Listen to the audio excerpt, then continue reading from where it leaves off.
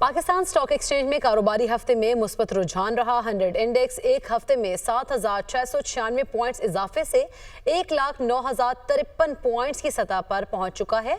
और हफ्तावार सरगर्मियों के हवाले से हम बात करेंगे। कराची से अली मेहदी हमारे साथ मौजूद हैं। अली, आगाह कीजिएगा, हफ्ते भर हमने देखा कि मुस्बत रुझान रहा, क्या फैक्टर्स हैं?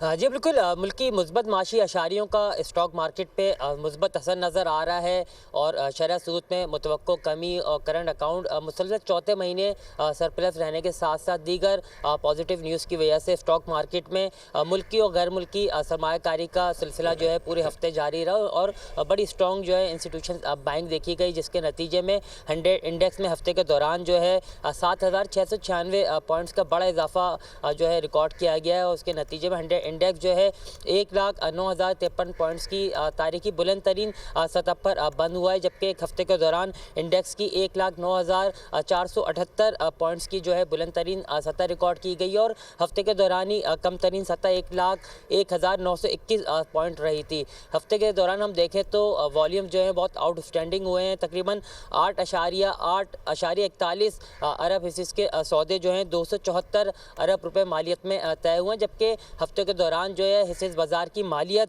970 अरब रुपए बढ़कर जो है 13,855 अरब रुपए की सतह पे पहुंच गई है। माहिरीन का कहना है कि कंपनीज के सालाना पॉजिटिव रिजल्ट्स की वजह से भी। अली मेहदी, आप हमें आगाह कर रहे थे।